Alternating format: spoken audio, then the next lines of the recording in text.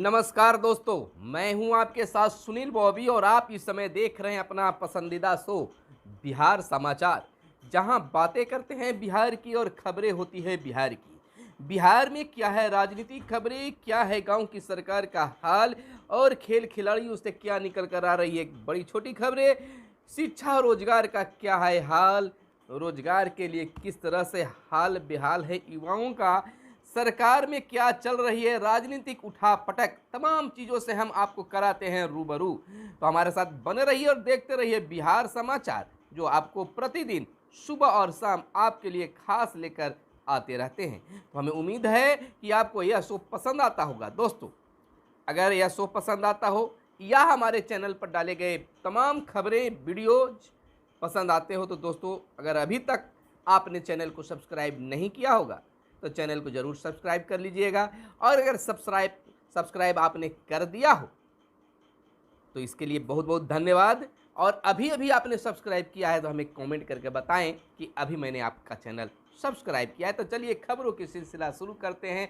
पहली खबर हम गांव से ले रहे हैं, जहां एक तरफ हम लोग 75वीं आज़ादी का जश्न मना रहे हैं, अमृत महोत्सव के रूप में मना रहे हैं, वहीं बिहार सरकार और केंद्र सरकार अब गांवों को सजाने में अपनी शक्ति दिखाना शुरू कर चुके हैं। गांवों का विकास हो तो देश का विकास होगा, राज्य का विकास होगा, इस मुद्दे पर सरकार काम कर रही है। तो अमृत महोत्सव में गांव को शहरों की तरह सजाने की तैयारी चल रही है। बड़ी खबर निकलकर सामने आ रही है कि पंचायतों के काम के आधार पर, यानी पंचायतों के विकास के आधार पर अब पदाधिकारियों यानी अफसरों और कर्मियों का रैंकिंग होगा। पंचायती राज विभाग ने खास आदेश जारी किया है, खास सोच रखी है, शक्ति दिखाने जा रही है कि अब गांव पंचायत के विकास यानी काम के आधार पर ही प्रतिनिधियों के साथ अब पदाधिकारी, अफसर और कर्मियों का भी रैंकिंग किया जाएगा। जब काम के आधार पर रैंकिंग होगा तो विकास तो संभव है।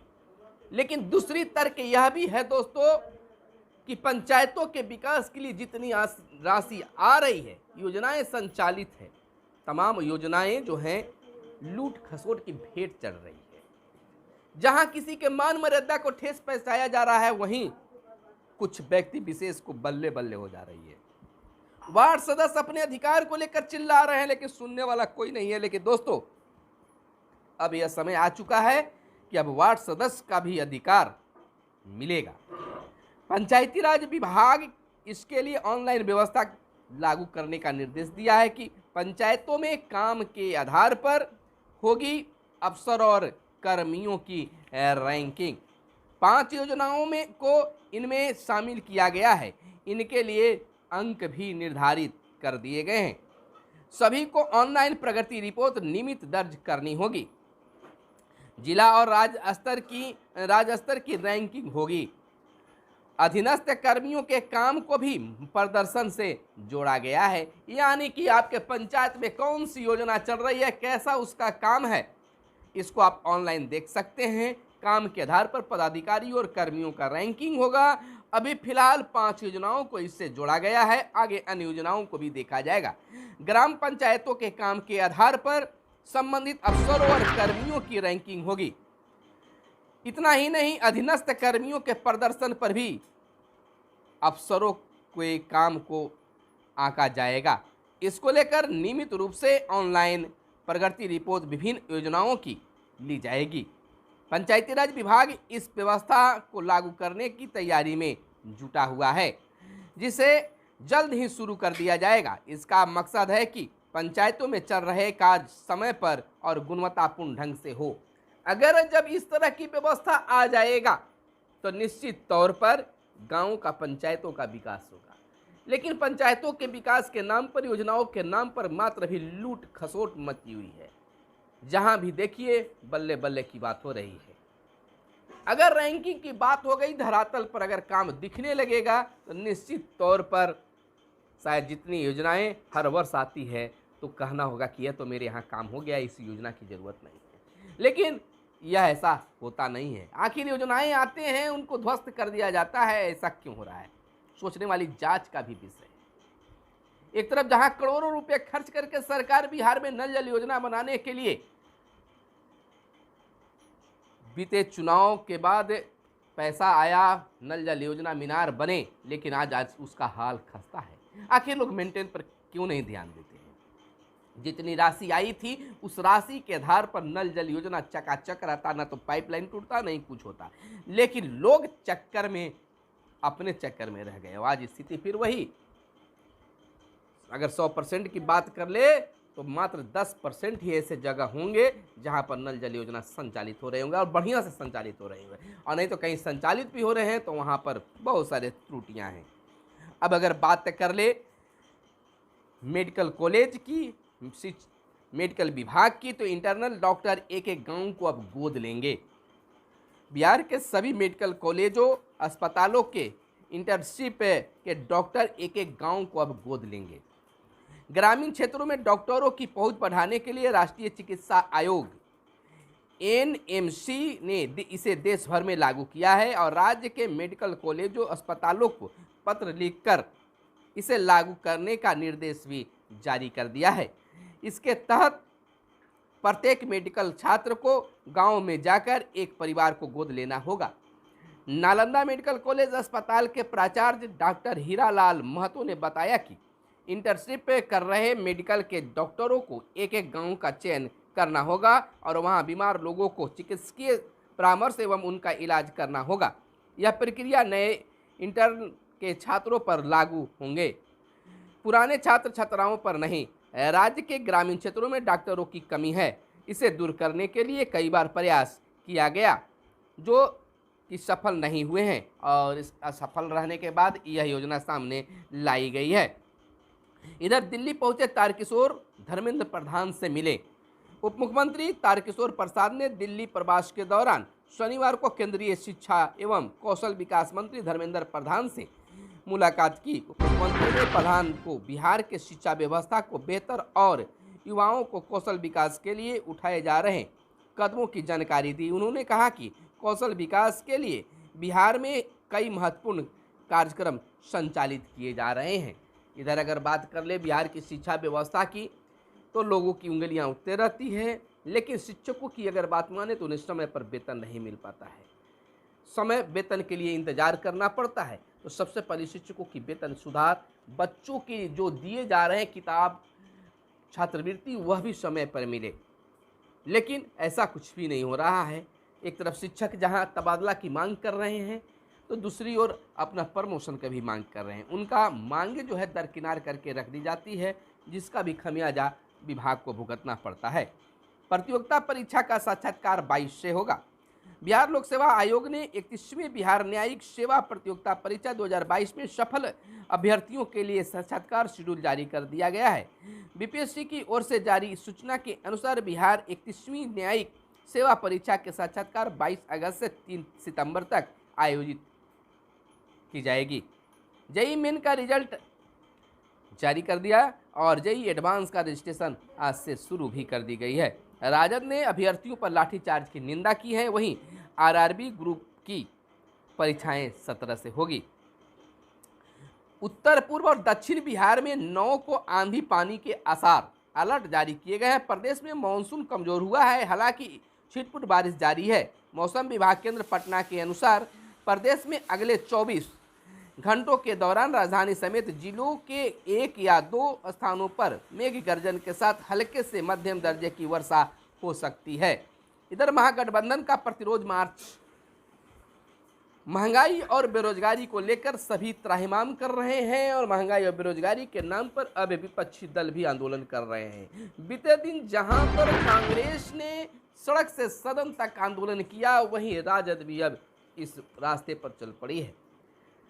कई लोग इसे देखकर तो यह कहते हैं कि महंगाई घटाने के लिए प्रयासरत हैं, लेकिन कई लोगों का यह मानना होता है कि यह केवल दिखावटी है। सोशल मीडिया पर बने रहने का, टीवी पर आने का, अखबारों में छाए रहने का, यह एक केवल मकसद उनका होता है, मुद्दा होता है। गरीबों के हाल से किसी को कोई फिक्र शायद नहीं है।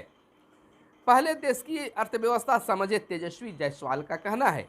प्रदेश भाजपा अध्यक्ष डॉक्टर संजय जायसवाल ने कहा है कि विपक्ष के नेता तेजस्वी यादव को अर्थव्यवस्था की समझ होश नहीं है, पहले उन्हें देश की अर्थव्यवस्था को समझना होगा।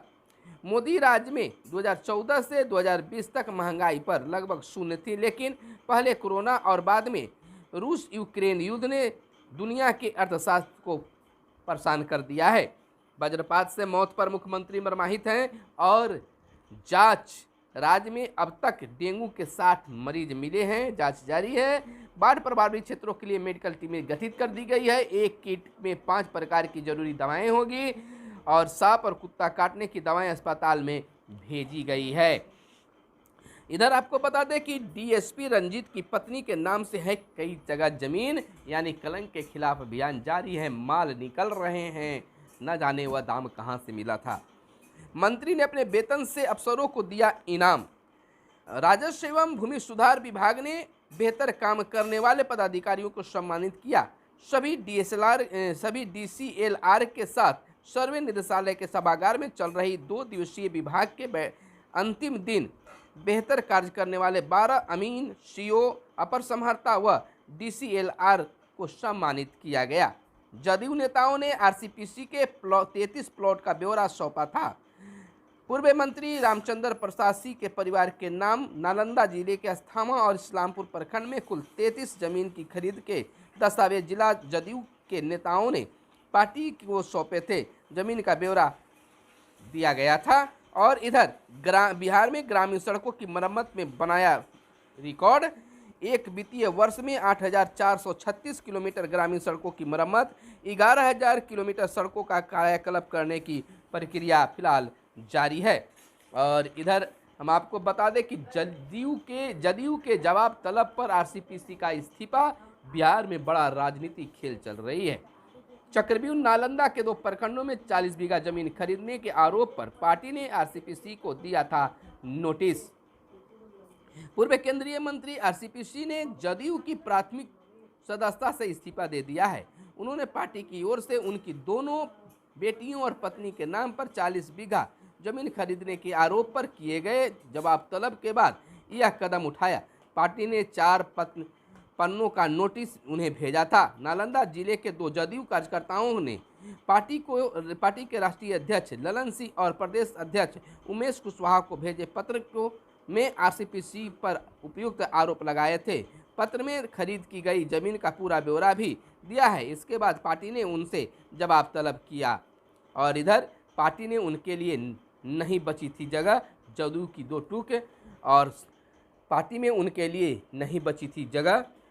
यह जदयू की 2 टूक जवाब है। पार्टी से निकाले जाने पर पृष्ठभूमि थी तैयार और बड़े शहरों में भी जुटाए जा रहे हैं आरसीपीसी की संपत्ति के ब्यौरे। तो अब इनको कार्यों को खंगाला जा रहा है, इनकी आमदनी को खंगाला जा रहा है। और शानदार शनिवार की बात अगर कर लें तो शामली और प्रियंका को ऐतिहासिक रजत से 2 पहलवान स्वर्ण 1 कदम दूर। और गोह को हरा सिंधु लगातार तीसरी बार अंतिम 4 में। और रोमांचक जिससे महिला टीम फाइनल में और अमित नीतू फाइनल में रजत पदक पक्के। और दीपक ने रणजी के पहले मैच में ही दिखा दिया था जलवा। इधर भाजपा की रणनीति के अनुकूल है धनखड़ का उपराष्ट्रपति बनना, यानी कि नए उपराष्ट्रपति के रूप में धनखड़े साहब चुने गए हैं। देश के नए उपराष्ट्रपति निर्वाचित हुए जगदीप धनखड़े भाजपा की भावी रणनीति के लिए भी काफ़ी अनुकूल हैं। इनसे पार्टी को विभिन्न राज्यों और लोकसभा चुनाव में लाभ तो मिलेगा ही, साथ ही सामाजिक समीकरणों को मजबूत करने में भी सफलता मिलेगी। राजनीतिक दृष्टिकोण से भी देखा जा रहा है। और इधर छात्राओं के आज़ादी सेट की आज अंतरिक्ष में उड़ान। आज़ादी के अमृत महोत्सव अभियान के तहत सरकारी स्कूल में 8वीं से 12वीं तक के पढ़ने वाले छात्राओं के लिए तैयारी किया गया है उपग्रह। और इधर हर मर्ज की दवा है दोस्ती सबसे बड़ी चीज़ है जो हर मर्ज की दवा है। अफ्रीकी देशों में जीवन प्रत्याशा 10 साल बढ़ी और इंस्टाग्राम फुल स्क्रीन कंटेंट लाने की तैयारी में है, यानी इंस्टाग्राम पर काफ़ी कुछ बदलने जा रहा है। मधुमेह मरीजों के इंसुलिन की ज़रूरत नहीं पड़ेगी। और दोस्तों चलते चलते एक आपसे बातें कहना है कि आप अगर हमारे इस चैनल पर रेगुलर व्यूअर्स हैं, हमारे सब्सक्राइबर हैं, तो एक बड़ी खुशखबरी है कि आपके लिए ब्लॉग्स चैनल भी लाए हैं। सुनील बॉबी ब्लॉग्स करके मेरा चैनल है, जिसे आप जाकर सब्सक्राइब कर दीजिए, सपोर्ट कीजिए। वहाँ भी आपको बेहतर कंटेंट देखने सुनने के लिए मिलेगा। तो उम्मीद नहीं, पूर्ण विश्वास है कि आप हमें सपोर्ट कीजिएगा। धन्यवाद। जय हिंद, जय भारत, वंदे मातरम।